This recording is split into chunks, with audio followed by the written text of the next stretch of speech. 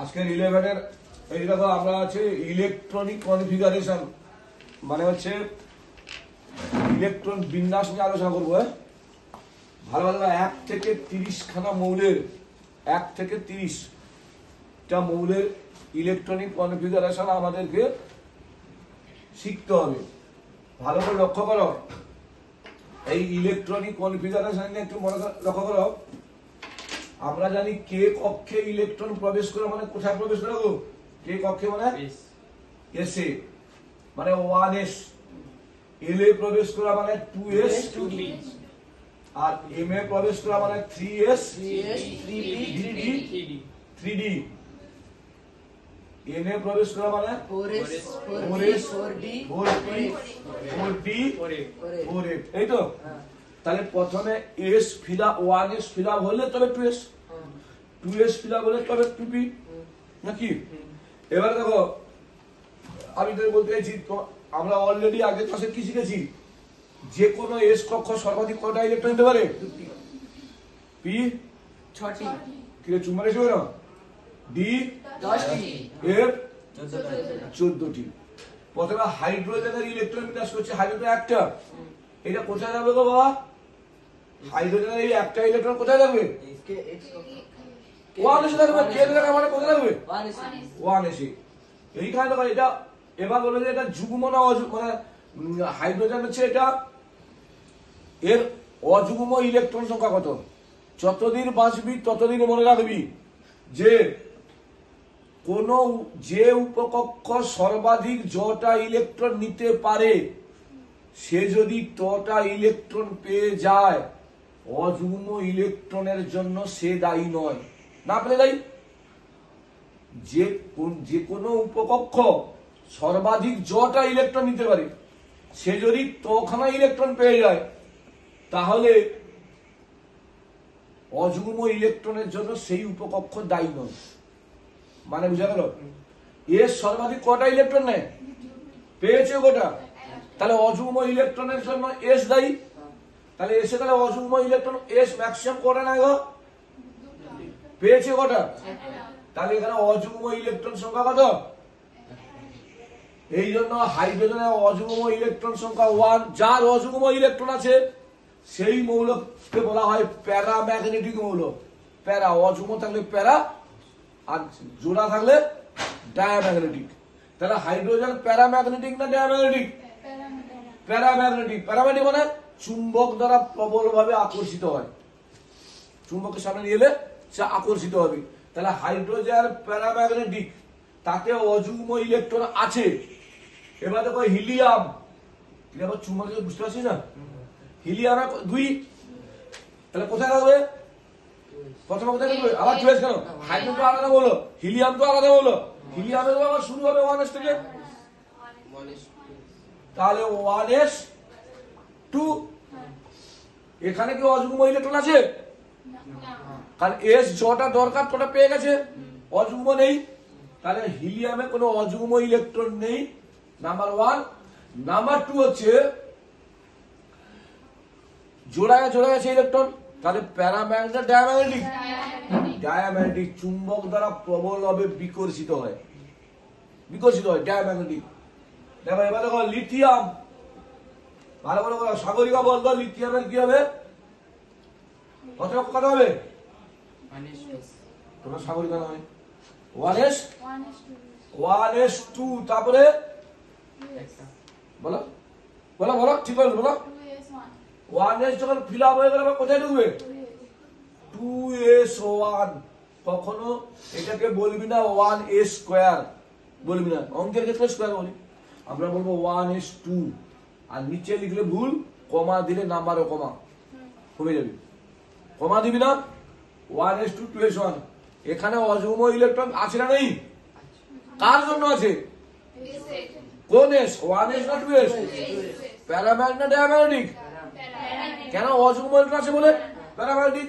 তাহলে এখানে এটা 2s, অযুগ্ম আছে একটা। তোর নামটা কি হলো?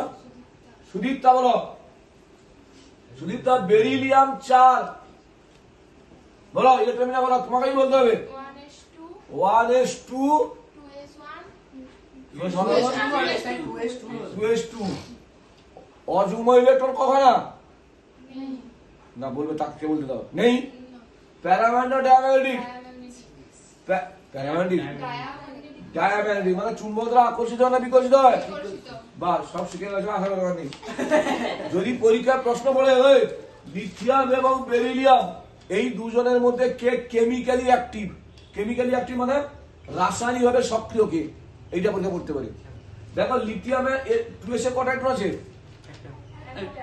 একটা বেরিলিয়ামের 2s এ কটা আছে ঠিক তাহলে এস ম্যাক্সিমাম করে নেয় তাহলে লিথিয়াম সব সময়ের জন্য চেষ্টা করছে যে আমি আর একটা ইলেকট্রন থেকে পাই দিলে আমি ফুলফিল হয়ে যাবো তোকে হাফ প্লেট চাউমিন খেতে ভালো লাগবে না ফুল প্লেট তাহলে এ তো হাফ প্লেট হয়েছে হাফ ফিল হয়েছে এ কি করবে আর একটা ইলেকট্রন নেবে কাকাশে নেবে অন্য কোনো পরমাণু থেকে নেবে এই জন্য এ সব সময় হবে রাসায়নিক হবে সক্রিয় কাউকে পেলেই তার একটা ইলেকট্রন নিয়ে নেবে কিন্তু বেরিলিয়াম বলছে বাবা আমার দরকার নেই আমার পেট ভর্তি আছে এস ম্যাক্সিমাম দুটো না দুটোই পেয়ে আছে অতএব এ কি আর ইলেকট্রন নেবে না তাহলে এ কেমিক্যালি ইনঅ্যাক্টিভ এর রেসপেক্টে লিথিয়ামের রেসপেক্টে বুঝতে পারছো শুভঙ্কর কিছু বুঝিনি খবর দিল না বোরন 5 সাগরিকা কইছে তোমার নামটা কি নন্দিতা বলো 1s2 2s2 2s আবার কে আছো 2p এখানে অযুগ্ম ইলেকট্রন আছে না নাই কার জন্য আছে 2pর জন্য এখানে প্যারাম্যাগনেট ডায়াম্যাগনেটিক p ম্যাক্সিমাম কটা ইলেকট্রন নেয় গো 6টা মানে 2px 2py 2pz তাহলে একটা ইলেকট্রন আছে বুঝলে তাহলে অযুগ্ম ইলেকট্রন সংখ্যা একটি তোর নামটা ভুলেছি সুস্মিতা মাঝি বল মাঝি না জানা কার্বন বল কার্বন 6 বল 1s2 2s2 প্যারাম্যাগনেট ডায়াম্যাগনেটিক আছে দেখো না ও ঠিক কইছে প্যারাম্যাগনেটিক হবে আমি এখানে একটু বোঝার আছে এখানে দেখো একটু বোঝার আছে দেখো পিট করাইলে পিট কটা ঘর কটা তারা তো কাপড় হিসেবে থাকে জোড়া জোড়া থাকে দেখো কেউ বলতে পারে সাগরিকা বলছে এইরকম ইলেকট্রন বিন্যাসটা হবে সুস্মিতা বলছে না এইরকম ইলেকট্রন বিন্যাসটা হবে এখানে একটা কারটা নেবো আমি কেন সাগরটা নেবো ব্যাখ্যা করতে হবে কেন সাগরটা নেবো সাগরিকাটা সাগরিকা বলছে আমি সাগরিকাটাকে নেব না কেন নেবো না এই দেখো সাগরিকার ঘরের 3টা রুম আছে ভাড়া দেওয়ার জন্য আমি যাচ্ছি একটা রুম ভাড়া দিচ্ছি আর এই যে ভাড়া দিতে আসে সে আমার ঘরে ঢুকে দিবে তাকে অন্য রুম দিবে এই জন্য সুস্মিতা অন্য রুমে দিচ্ছে এইটা যেটা সূত্র আছে বিজ্ঞানী হুন্ডের সূত্র হুন্ড বলছে ধরা এই একটা বিল্ডিং এর 3টা রুম এই 3টা রুমের শক্তি সমান তো প্রায় একই বিল্ডিং এর রুমগুলোর শক্তি সমান না সমান নয় প্রায় সমান বলছে যতক্ষণ পর্যন্ত সমশক্তি সম্পন্ন মানে কক্ষগুলি খালি পাওয়া যাবে ততক্ষণ ইলেকট্রনগুলি একক ভাবে পূর্ণ হবে মানে এরপরে ইলেকট্রন আইলে এখানে ঢুকবে তারপরে ইলেকট্রন এলে এবার জোড় হবে বলছে যতক্ষণ পর্যন্ত ইলেকট্রনগুলি সমান বা প্রায় সমান শক্তি বিশিষ্ট কক্ষগুলি খালি পাওয়া যাবে ততক্ষণ ইলেকট্রনগুলি অযুগ্ম ভাবে পূর্ণ হবে হলো এটাই হচ্ছে হুন্ডের সূত্র তারপর হলো এবারে তাহলে আমার সঠিকটা এইটা তো নামটা কৃষ্ণা তো কৃষ্ণা বলো নাইট্রোজেন 7 1s2 2s2 2p2 হবে না 2 2 4 আছে না মোট 7টা 2p3 হবে প্যারা কেন দেয়া গেল অথবা কি চিন্তা উঠলো একদম শুনি p3টা 1 2 3 3টা প্যারাম্যাগনেটিক যদি বলে কার্বন এবং নাইট্রোজেনের মধ্যে কে বেশি প্যারাম্যাগনেটিক কে বেশি প্যারাম্যাগনেটিক? আরে অযুগ্ম ইলেকট্রনটা তো প্যারাম্যাগনেটিক হয়, তাহলে যা অযুগ্ম ইলেকট্রন যত বেশি সে তত বেশি প্যারাম্যাগনেটিক। তাহলে কার্বন আর নাইট্রোজেনের মধ্যে কে বেশি প্যারাম্যাগনেটিক? আবার কার্বন। কার্বন তো দুটো আছে, নাইট্রোজেনের কটা আছে বাবা? তিনটা। তাহলে কে বেশি প্যারাম্যাগনেটিক? বুঝা গেল? নামটা বর্ষা, বর্ষা, তৃষ্ণা, সুস্মিতা, নন্দিতা, সাগরিকা, কি রে? হ্যাঁ, সুদীপ্ত। দেখো বল, এ বল, বর্ষা বল। অক্সিজেন 8,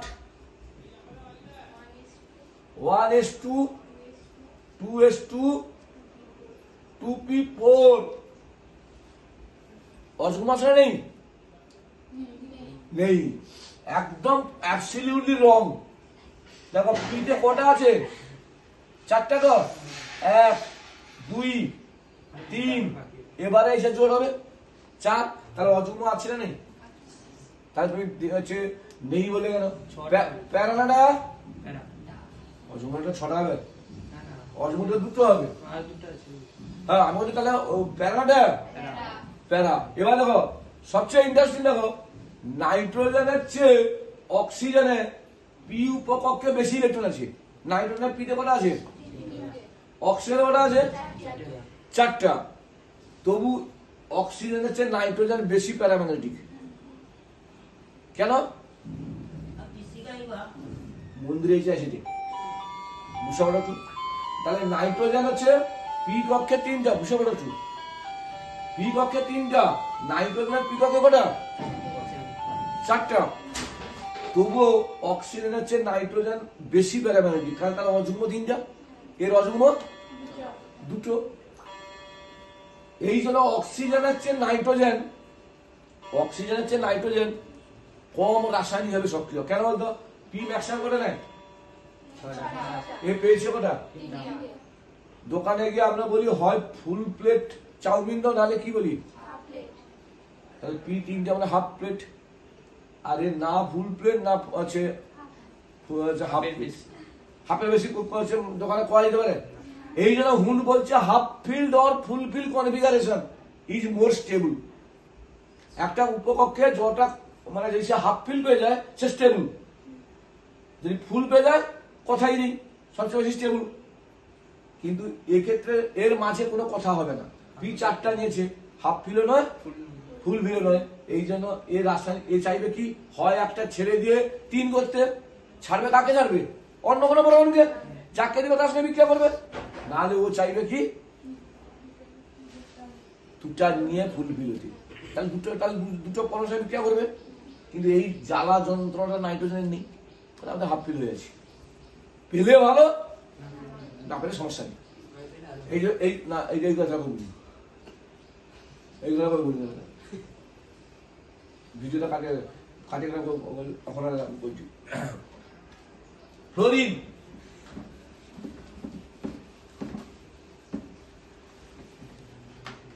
ওই ফ্লোরিন 89। দেখো এবার শুভ করলো 1s2, 1s2, 2s2, 2s2, 2p4, 2p4, 2p4 হবে, না, p5, p ম্যাক্সিমাম করে না, 5, 2p5 চাচা মনে হয় হয়েছে। এখানে অযুগ্ম আছে না নেই? দেখো 1, 2, 3, 4, একটা আছে, মোবাইলের মধ্যে that is paramagnetic. Ball Babu ball. Neon 10, 1s2, 2s2, 1s2, 2s2, 2p6 হয়েছে। তাহলে ওখানে অযুগ্ম আছে না নেই? নেই, ডায়াম্যাগনেটিক। তাহলে আমরা পরের ক্লাসে আমরা শুরু করবো আবার 11 থেকে শুরু করবো। ততক্ষণ তোমরা এগুলো প্র্যাকটিস করো, সাবস্ক্রাইব করো, বন্ধুদের জন্য শেয়ার করো।